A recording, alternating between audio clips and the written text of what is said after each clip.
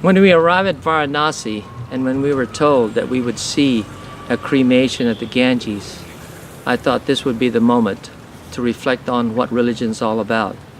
The land over which the Ganges flows is regarded as hallowed ground, and it's believed that those who die in proximity to the river reach Shiva's heaven with all their sins washed away. The Ganges flows through Varanasi, and for Hindus, this is the place all Hindus hope to be when they die, so they can escape the cycle of rebirth and death. If a person dies in the Ganges or has Ganges water sprinkled on them as they breathe their last breath, it is believed that they achieve absolute salvation, escaping the toil of reincarnation, to be transported to Shiva's Himalayan version of heaven. As your boat slowly glides on the Ganges River, you hear only the motor of the boat.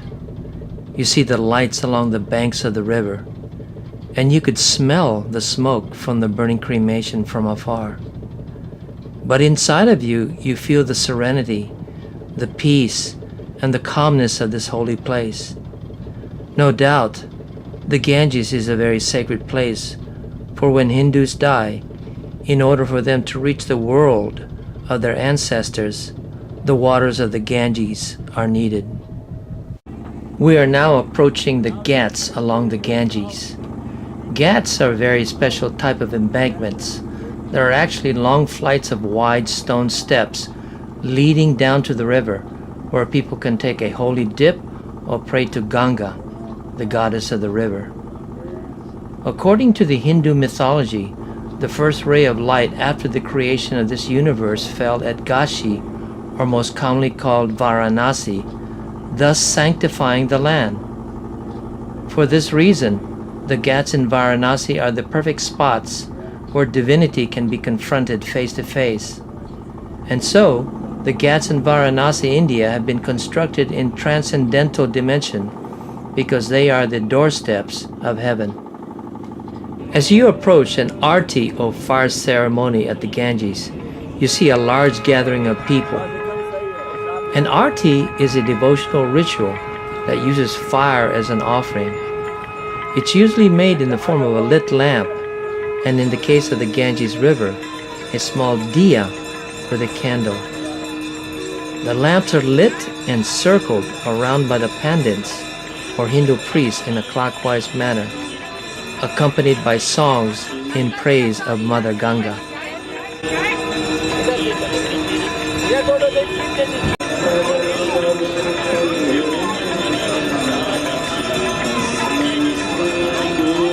The idea is that the lamps acquire the power of the deity. Cremations have been taking place in the Ganges for thousands of years. The waters of Ganga guarantee that the soul will escape from the material world cycle of pain and suffering. As some get older, they relocate to the holy city of Varanasi on the river Ganga. Cremation is an extremely important ritual for Hindus. They believe it releases an individual's spiritual essence from its transitory physical body, so it can be reborn. If it is not done or not done properly, it is thought the soul will be disturbed and not find its way to its proper place in the afterlife and come back and haunt living relatives.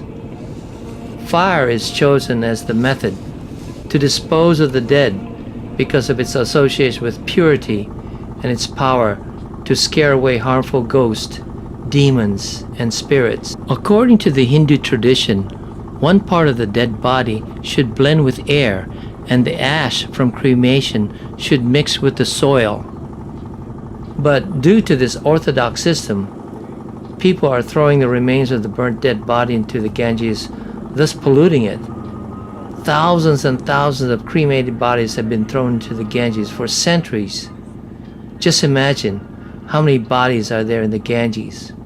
Hindus from all over the world bring their dead to the river as their final resting place. As a final resting place, the waters of Ganga guarantee that the soul will escape from the material world cycle of pain and suffering. Unfortunately, not everyone is cremated in India. According to Hindus, some people are buried because they are victims of suicide, murder, or some other kind of violence. It is believed they have souls that will not rest, no matter what is done to the corpse. Those who are cremated on the Ganges, according to the Mahabharata, if only the bone of a person should touch the water of the Ganges, that person shall dwell and be honored in heaven. According to Hindu scripture called the Bhagavad Gita, the soul is a spirit that a sword cannot pierce, the fire cannot burn, the water cannot melt, and the air cannot dry. The soul is free, unbounded, holy, pure, and perfect. The Hindu's goal is to avoid rebirth or reincarnation, so that the individual soul merges with the Supreme Soul and achieves moksha, or what is called liberation. This is why Hindus from all over the world come to the river Ganges to be cremated. After experiencing the sacred and spiritual ritual at the Ganges, the OIT members were each given a candle from which they could make a silent prayer and then float the candle onto the holy river of the Ganges. This event was truly the most spiritual and memorable event I have ever experienced in my life. In the Western world, people believe you have but one life to live. But to the Hindus, they believe that the soul is immortal, that it never dies, but inhabits one body after another on earth during its evolutionary journey. Only through cremation at the Ganges can a soul go directly to Shiva's Himalayan version of heaven.